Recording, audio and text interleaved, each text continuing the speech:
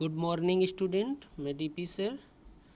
जैसा कि कल मैंने आपको सन 1917 की रूसी क्रांति के कुछ कारण को आपको पढ़ाया था आपकी कक्षा में, उसी क्रम में हम लोग अगली हेडिंग क्रांतिकारियों की तैयारियां, अगली हेडिंग विद्यार्थियों क्रांतिकारियों की तैयारियां के बारे में पढ़ेंगे। कह रहा विद्यार्थियों, सरकार की दमनकारी नीति से क्रांति की आग जरूर दब गई, क्रांति की आग जरूर दब गई, किंतु वह अंदर ही अंदर सुलगती रही। कह रहा विद्यार्थियों, आग तो दब गई लेकिन वह अंदर ही अंदर सुलगती रही। अनेक क्रांतिकारी मार दिए गए तथा अनेक देश से बाहर निकाल दिए गए। कह रहा विद्यार्थियों कि जो बहुत ढेर सारे क्रांतिकारी मार डाले गए और कुछ क्रांतिकारियों को देश से बाहर निकाल दिया गया। देश से बाहर निकाले गए ये लोग लेनिन के नेतृत्व में अगली क्रांति की तैयारी करने में व्यस्त हो गए। विद्यार्थियों, जिन लोगों को देश से बाहर निकाल दिया गया था, वे लोग वहाँ के एक समाज सुधारक और दार्शनिक लेनिन के नेतृत्व में अगली क्रांति की तैयारी करने में व्यस्त हो गए। विद्यार्थियों, अगली हेडिंग है रूस की निर्धनता। रूस की निर्धनता। तो रूस की निर्धनता में विद्यार्थियों कह रहा है कि रूस की जो निर्धनता है वो बता रहा है कि वो बहुत असर डाला। प्रत्येक प्रकार से पिछड़ा हुआ देश होने के कारण रूस की सरकार के पास कोई बड़ा युद्ध लड़ने के लिए पर्याप्त साधन नहीं रहे थे।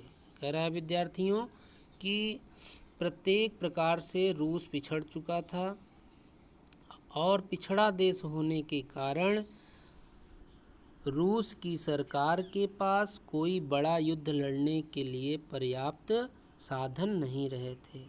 रूस की ज़रूरत थी कि वहाँ शांति रहे तथा स्वतंत्रता का वातावरण उत्पन्न किया जाए।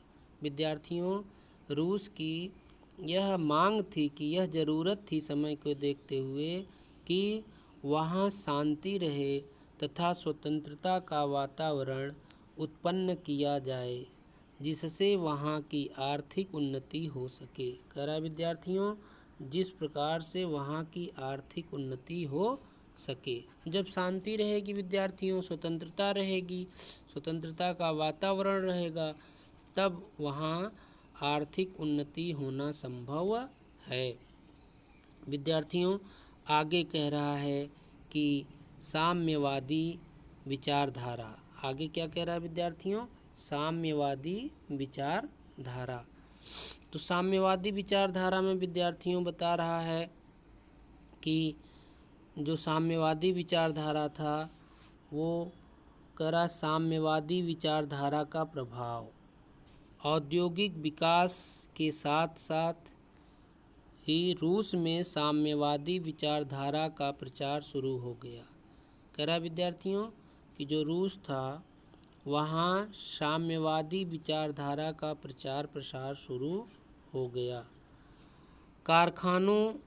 कारखानों के निकट रहने वाले हजारों श्रमिक व मजदूर राजनीतिक मामलों में रुचि लेने लगे। कह रहा विद्यार्थी, जो कारखानों में काम करने वाले हजारों मजदूर और श्रमिक थे वे राजनीतिक मामलों में रुचि लेने लगे।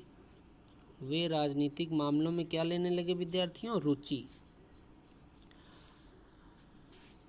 और उन्होंने अपने क्लबों की स्थापना कर ली थी।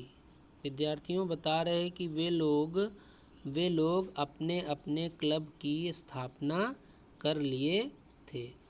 क्लब का मतलब क्या है विद्यार्थियों? कि जैसे एक ग्रुप बना लिए, अपना एक ग्रुप बना लिए कारखानों का, श्रमिक वर्ग, और वहीं एक पर्टिकुलर स्थान पर इकट्ठा होकर अपनी नीतियों के बारे में एक दूसरे से विचार विमर्श करते थे। उसी को विद्यार्थियों दूसरी भाषा में क्लब कहते थे। और ये लोग अपनी क्लब की स्थापना कुछ भी देश से रिलेटेड कुछ भी चीज़ें बातचीत करना होता था तो ये लोग यहीं इकट्ठा होकर करते थे।